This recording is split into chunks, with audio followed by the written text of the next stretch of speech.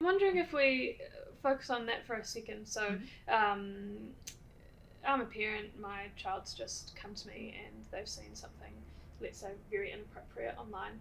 As a parent, as a response, as an adult, you'd have a bit of that response of, oh my goodness, that's really scary, let's, get rid of that, you're not having your phone for this long. Often those responses are the things that come first. What would you advise in a situation where a child's come to you, they've seen something inappropriate online?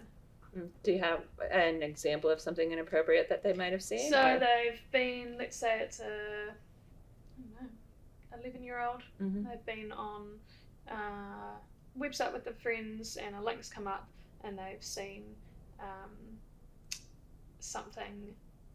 It's going to be an ad, potentially an ad at that age. Yep, so they've seen an ad for something that just made them feel a bit funny, maybe something sexual, and you're thinking, oh my goodness, they didn't need to see that. Let's take that example. Megan, 11, that's year 7, year 8. So what's become normalized now? They've already seen that. Yeah. 100%. Yeah. They've already seen that kind of content. So knowing or maybe understanding or processing it as a parent, being aware that stuff is things that they've seen before. Yeah. It's a lot to take in. Yeah. I completely understand that. Yeah. But and they're even if they have no access to a device or the online world, at school, there's older students, school bus, things get shared around. That's always how things go. Yeah. And so it's just being aware of that, and even within friend groups, they'll talk about it. It's very nonchalant the way it's spoken about as well. It's very just oh yeah, cool, seen that. Yeah. Been involved. By year 7, 8, what are some of the things that kids are sharing? Yeah, nudes. Inappropriate, obviously, content of themselves and others as well. So it's just kind of a lot of pressure to on-share, which is interesting. Not so much taking photos of themselves and sharing, but on-sharing stuff that they already have. Yeah. To spread it further. To spread it even further. So it's to the point where it's very nonchalant speaking. And you've witnessed it yourself, actually. Yeah. When I was at a school delivering some of your program, we talked about all of those things. Yeah, the year 7, 8 student brought it up, and you have a gaggle of girls in the back just talking very nonchalant. And that's, I would love to say that that's the only school it happens, but it's every single school. This has become so normalized, and in this particular case there was a couple students that were just on Kids Messenger. They hadn't, their parents don't allow them to do anything else. They have that boundary really in place. But when I went up to that student and I was just like, did we get a little bit intense in there? Was that a little bit too much? She's like, no, we talk about it. So it's normalized discussions for year 7, 8 students. The only time they giggle is if they see any of us with with gray hair. But if it gets brought up in front of Megan and some of the younger people, it's just very nonchalant. So that leads us to the E in the best techniques, which is effective and open communication. It's a lot that you want your child to feel comfortable talking to you, but you need to feel comfortable talking to your child. And it's one of the biggest things, I think one of the biggest barriers that we have right now is that never in history has the wisdom on something, always in past, the wisdom's been brought down from our elders, and we can turn to our elders for guidance on it. But now the wisdom in this space is actually in our youth. So we need to be able to comfortable in talking to our kids.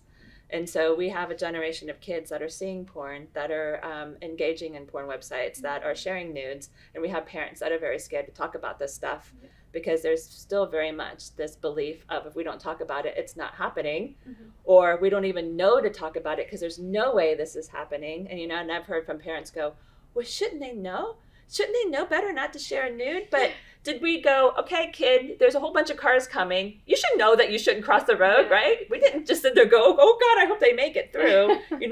We're giving them guidance on something as simple as crossing the road. How can we expect our kids, if we've never talked to them about the consequences of sharing these things or watching these videos, how are our kids supposed to know? Everywhere in life, we're providing guidance. We don't expect them to do trigonometry in year 13 if we haven't given them all this stuff going up to it. So it's really that barrier. It's a huge barrier because it's pretty much everybody over the age of 25 going, there's no way this stuff's happening, or not even aware that this stuff happening. And who's over 25? It's our GPs, it's our politicians, it's our it's the schools, it's our teachers, it's everybody, it's a lot of parents and stuff like that. So it's a mission.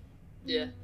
And I think, like, going back to, like, your example, I think that's where the communication is most important. Like, yeah, it's going to be scary to face that, but also as a child, like, coming to a parent, if they're, like, freaking out and sort of don't react, well, I'd be like, I don't know what to do. Yeah. I don't know how to react. So, like, you don't have to know all the answers. Like, we're not expecting you to be like, yep, I got this. Like, I know exactly how every single app works, and I know exactly how to avoid. Talk about porn. Yeah, exactly. We'll take a look at Pornhub together. Yeah. No, you don't have to do that. Not at all. Like, you don't have to know, but I think it's like just being like, okay, cool, this has happened. Like, oh, it's a little bit freaky, but like, let's do it together. And like, you can totally own up to that. Like, you as a child, or maybe older, when you get to know your parents a bit more, like, you're like, if they're relatable and they're like, oh, hey, like, I don't 100% know exactly what we're doing here, but we'll do it together and we can work through that. Like, I'm not asking you to be a guru, like, on all of this stuff. Just like, have that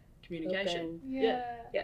The big thing, and I think in many ways, I know from experience from my own child, when they know something more and they're happy to share it with you, that gives them a sense of empowerment. So it's definitely a way to empower a youth. Say, look, you guys are the experts in this space. What do you need? And these are questions that we ask as part of our research. What do you need from us in this space? And what are we hearing a lot in that? Yeah, literally having those conversations and having some of those boundaries in place, because, like, you don't have to have full access. That's not what we're saying. Like, just, you can slowly bring different elements or different apps or different websites in, but just, like, be prepared to kind of have those conversations, but do it as a team. Like, we're not going against each other, it's us against what we're trying to fix, And one of the things too, like, Snapchat's really, really popular in that I would say by year 7, 8, it would be a huge majority of students in the schools that we've been in that have it. And so conversations that we have, Megan and I now are pretty much out there saying that if your daughter is on Snapchat, she's seen a dick pic.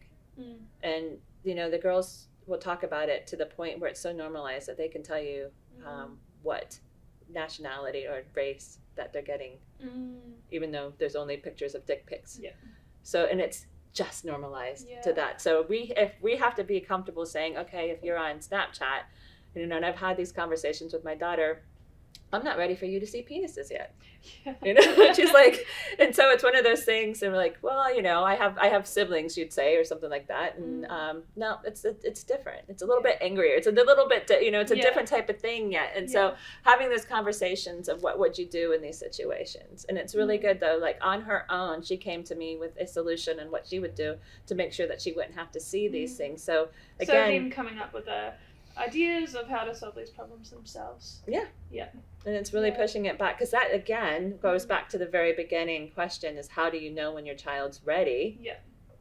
When they're ready, when they are, you come up with some of the things that you might be concerned with. And please, as a parent, I know when I first started working with Megs, I miss those days. But when I first started working with Megs, the thing that I was most scared of was kids sharing nudes at the high school level. Like, I was thinking, 16-year-olds, kids that are clearly have the ability to think about consequences. And that was the worst thing. That was the parent that I thought. But now it's as we as parents start learning more about what our kids are coming across, being able to talk to our kids about it and asking our kids to tell us, how are you handling it? What do you think about it? And stuff like that. And not being worried that you're hearing them talk about it in such a normalized way. Sounds like that understanding is really key, and I think managing your own response as an adult of when those things come up. So it sounds like a bit of inner work as well as a parent before ever getting to that point, and like you said, it starts really early, so that when those things come, that you're ready, I guess, or as ready as you can be to have those conversations. Yes.